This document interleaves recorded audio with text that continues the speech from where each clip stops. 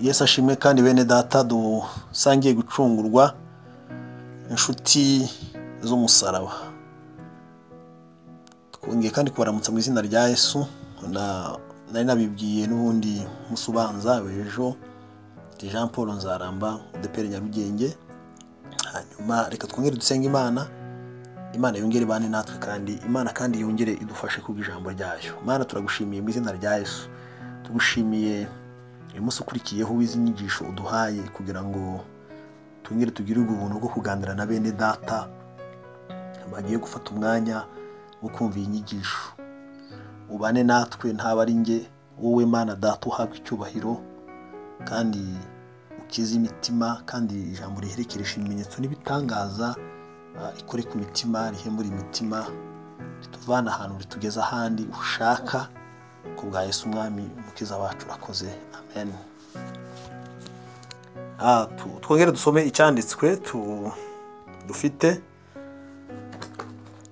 kiri hariya n'ubundi muri Petero, ni Petero wa mbere, niko turasoma Petero wa mbere n'ibice 2, dusoma umurongo wa 9 tugeze ku murongo wa 10. Aravuze ngo ariko mwebweho mu rubwoko bwatoranijwe abatambyi b'ubwami, ishyanga ryera n'abantu Imana yaronse kugira ngo mwamamaze ishimwe ry'abahamagaye, ikabakura mu mwijima ikabageza mu mucyo wayo n'itangaza. Kera ni mwari ubwoko ariko none muri ubwoko bw'Imana, kera ni muri akababarirwa ariko none mwarababariwe, Imana ni ishimwe cyane. Yego nari ndimo kubabwira ko nababwiraga ejo ko tuzakomeza inyigisho, ariko tuvuga ko noneho tugiye gusesengura noneho iki cyanditswe neza kugira ngo cyumvikane, kuko intego murayibona ni itorero rya Christo, niryo jambo turimo turiga, kandi ndifuza ko dukomeza gusobanukirwa kandi Imana ikakomeza katuganiriza. Hanyuma nihuse kugira ngo mubyumve, itorero rya Christo ritandukanye n'itorero rigaragara, kandi n'abantu bihariye batandukanye rwose, ntabwo ushobora kubiteranya n'abantu, ntushobora kubatandukanya n'abantu gusa bo mu madini. Baratandukanye rwose, ni abantu bihariye, n'abantu batandukanye, n'abantu basa na Christo kubera ko bakurikiye na Christo, n'abantu bari mu muryango wa Christo, bafite imico ya Yesu, basa na Yesu. Kugira ngo wumve aya magambo n'arindwi agaragaza uburyo itorero rimeze, n'arindwi agaragaza uburyo itorero rya Christo risa, rimeze, riteye. Ijambo rya mbere ngo n'ubwoko bwatoranijwe.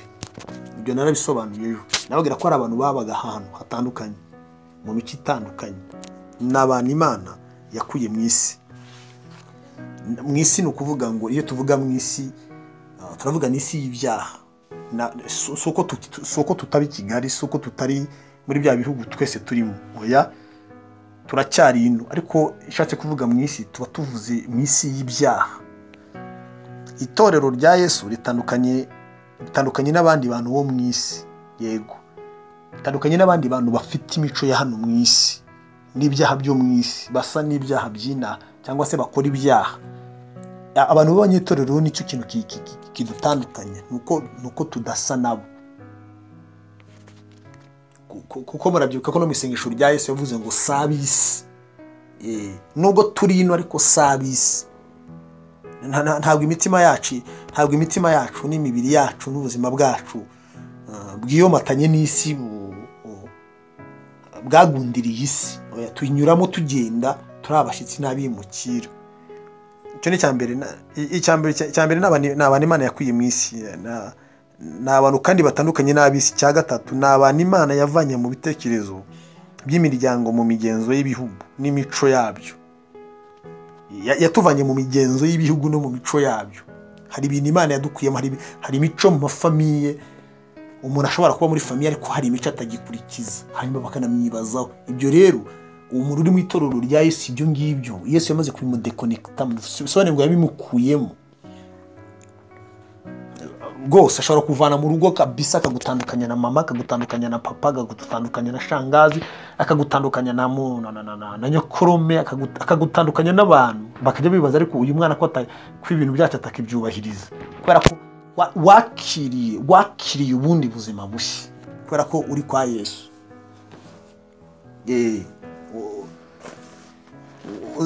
ukurikiza amagambo Yesu yasomye muri Matayo ibice 10 umurongo wa 34 kugeza ku murongo wa 36 bumva amagambo Yesu yavuze kugira ngo bumve neza abanyetorero icyo uburyo bameze. Hari amagambo yavuze aravuga ngo mwe gutekereza ko nazanywe no kuzana amahoro. Ni Matayo 10 guhera ku murongo wa 34. Mwe gutekereza ko nazanywe no kuzana amahoro mu isi. Sinaje kuzana amahoro ahubwo naje kuzana inkota, kuko naje gutanya umwana na se, umukobwa na nyina, umukazana na nyirabukwe. Abanzi b'umuntu bazaba bo mu rugo rwe. Rwose umuntu ashobora kuvuka ahantu baruga, umuntu ashobora kuvuka ahantu mu basinzi, umuntu ashobora kuvuka ahantu mu basambanyi, umuntu ashobora kuvuka mu bantu b'abanyamoko bagira inzangano n'ubugome bw'amoko. Ariko wakizwa ibyo bintu ukabivamo. Abantu bakajya banagutegeka ngo kuko udakora ibi yewe bakaba banagutegeka uri umukobwa kushaka umuntu wo mu bwoko bwabo, cyangwa uri umusore bakakubwira ngo urashaka umuntu wo mu bwoko bwabo. Ariko kubera ko bakijijwe wowe ugafata icyemezo cyo gushaka uwo Yesu ashaka, no kurongorwa cyangwa se no kurongora uwo Yesu ashaka, kubera ko icyo wavuye mu mico y'amoko. Ni abantu rero bavuye kugira ngo mubyumve. Ni ubwoko bwato, ijambo rya mbere nuko mbona aryo nge, ni ubwoko bwatoranijwe kugira ngo mubyumve neza. Baratoranijwe, bavuye muri ibyo byose. Ushobora rero abantu bo mu rugo bashobora kukwanga kubera ko Yesu yaguhamagaye akagushira mu bundi bwoko bwe. Cyo ni cyambere. Kabiri, ni abatambyi b'ubwami. Mu bwami bw'Imana ntabwo mu bwami bw'Imana twitwa abatambyi. Abantu bose bahamagawe bitwa abatambyi. Ibihugu bigira abaturage, u Rwanda rugira abaturage, Amerika igira abaturage, Ubufaransa bukagira abaturage, ibihugu byacu byose bigira ariko mu bwami bw'Imana ntabwo twitwa abaturage, twitwa abatambyi. Bisobanuye ngo iyo umuntu ngo ni abatambyi b'ubwami.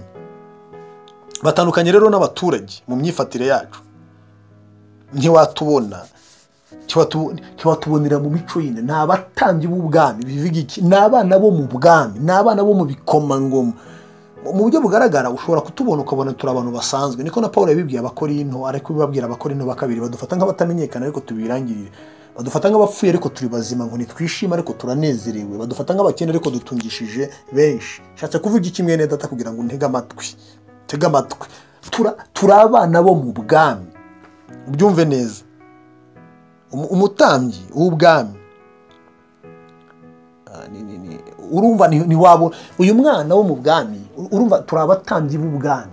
Reba umuntu uvuka ibwami no mu buryo bugaragara busanzwe. Umuntu uvuka ibwami, mureba umwana uvuka ibwami, mureba umwana uba kwa perezida, kugira ngo ubyumve neza. Uyu mwana ntabwo aba ameze nk'abandi bana basanzwe. No, ntabwo aba ameze nk'abo. Rwose tubwizanye ukuri, ntabwo aba ameze nk'abo. Natwe niko duteye. Turi abana b'abatambyi b'ubwami. Turango turi abatambyi b'ubwami. Turi abantu babibwami. Nkuko udashobora kubona rero uyu mwana usanzwe wo ku isi w'umwami, umubona ahantu hose habonetse. Umubone nko muri debandi ahangaha ku Muhima, ngo umubone no mu makaritiye aciriritse, umubone n'ahantu yambaye ibikweto, ameze nabi. Nkuko utamubona niko n'umwana wo mu bwami bw'Imana udashobora kumubona mu tubari anywa inzoga, ubona seri. Hari ibintu utatubonamo twebwe abantu bakijijwe. Hari ubuzima utatubonamo buciriritse cyane bw'ibyaha, kubera abo turi abatambyi b'ubwami. Nicyo nashatse kuvuga, kugira ngo wumve uburyo dutandukanye. Turatandukanye. Abantu bari mu itorero rya Yesu ni abatambyi b'ubwami. Isi nubwo idusuzugura, ariko iwacu turubashwe kubera ko turi abana b'umwami. Imana ibahe umugisha, Imana ibane nabo, Imana ikugirire neza. Nubwo isi dufata uko ishatse, ariko dufite agaciro gakomeye. Dufite agaciro gakomeye kubera ko turi abatambyi b'ubwami. Imana ni iguha umugisha. Ikindi turi ishyanga ryera. Ishyanga ryera ni ukuvuga iki? Ibyo bintu biravuze ngo itorero rya Christo ntabwo ryanduye, ryirinda muri byose. Ntabwo ari igihugu nk'ibi. Si ubwoko nk'ubu bw'ino. Si Abagiriki, si Abayuda, si Abatutsi cyangwa Abahutu. No, ni ishyanga ryera. Ntabwo iwacu baba Abatutsi, ntihaba Abahutu, si Abagiriki, ntabwo ari Abayuda. Ni ishyanga ryera. Ubwoko bwabo ukuntu witwa ni ishyanga, ni ubwoko bwera. Nta ndi mazina bafite, nta bindi bintu babamo. niho ritandukaniye n'idini, niho ritandukaniye n'idini.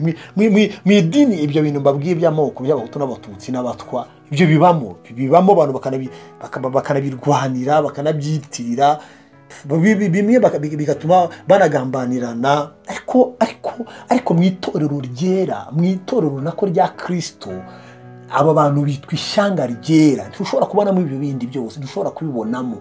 Turi bene data, niko twitwa, nuko turi. Yesu ashimwe, Yesu ahimbazwe. Ibyo bintu ntitubigira, ntabwo bibamo mu itorero rya Yesu. Ni ishyanga ryera. Ikintu cya kane, ni abantu Imana yarose. Ibyo bintu biravuze iki? Ibyo bintu biravuze ngo abo bantu ni umutungo w'Imana, ni abantu b'Imana Imana ifite yarose. Icya gatanu, bavuye mu mwijima hanyuma bageza mu mucyo wayo w'itangaza. Bavuye mu mwijima, tuvuga ngo hari ahantu babaga, ariko uyu munsi ntibarikiri mu mwijima, amaso yabo arareba. Ahantu babaga mbere ntibarebaga, ariko uyu munsi amaso yabo arahweza, arareba. Ntibashobora kugwa mu byo babonye byose, ntibagwa mu bico, ntibagwa mu binogo, ntibagwa muri iyo mitego, kubera ko amaso yabo aritegereza. Mbere babaga mu mwijima ntibarebaga, ariko uyu munsi bari mu mucyo wande, bamurikirwa na nyiri itorero ariwe Christo. Niwe ubamurikiye, niwe mucyo, niwe bakurikiye. Uwo mucyo barawakiriye nabo, amaso yabo aritegereza, arahweza. Ntabwo ari ab'isi, bari mu itorero rya Kristo. Ni abantu bavuye mu mwijima bagera mu mucyo w'itangaza. Ntibakigenda nk'impumyi. Ntabwo isi ibatwara nk'ibarandase nk'impumyi, ntabwo yabashobora. Bageze mu wundi mucyo. Unyumve neza mwene data, wowe unteze amatwi, bayoborwa n'umucyo wa Kristo. Bari mu itorero rya Yesu. Icya gatandatu, kera ntibari ubwoko, ariko none ni ubwoko bw'Imana. Ni ijambo ryiza. Kera ntibari ubwoko, ariko none ubu ni ubwoko bw'Imana. Kera nta nationalite igaragara bari bafite, nyine nabo, ariko uyu munsi ni ubwoko bw'Imana kubwo kwakira Kristo nk'umucunguzi wabo. Bafite nationalite ikomeye, ni ubwoko bw'Imana. Ni ubwoko bw'Imana, ntabwo ari abantu baciriritse, ni abantu bakomoka ku Mana biciye muri Kristo Yesu. Ijambo rya karindwi, kera bari batarababarirwa, ariko none barababariwe kubwo kwakira no kwemera igitambo no kwemera kwezwa n'amaraso. Nta kindi cyabakizaga, nta n'ikindi cyabakiza, bemeye gukizwa n'amaraso ya Yesu. Imana ni umugisha, kandi Imana nibane nawe. Kera bari batarababarirwa, ariko none barababariwe. Imana nibane nawe, kandi Imana nikugirire neza. Iryo ni ryo torero rya Yesu. Ntabwo ari idini ndimo ndakubwira. Idini ryibereyemo abanyabyaha, idini ribereyemo abanyakamere, idini ryibereyemo abasa gutyo bayoborwa na kamere zabo. Ariko bari mu itorero rya Kristo bayoborwa n'umwuka wera, babatuwe na Kristo, bakurikiye Kristo, bayoborwa n'umucyo wa Kristo. Ntiyabamo amoko, ntiyabamo ibyaha, ntiyabamo abo bantu nkubwiye basa batyo. Habamo itorero ryera, habamo ishyanga ryera, nabo babana na Yesu Kristo, umwana w'Imana. Imana ikugirire neza. Hari icyo ukuyemo, hari icyo wumvise. Imana nikomeze kugufasha, nikomeze kukugirira neza. Uri mu itorero, ntukiri mu bwoko.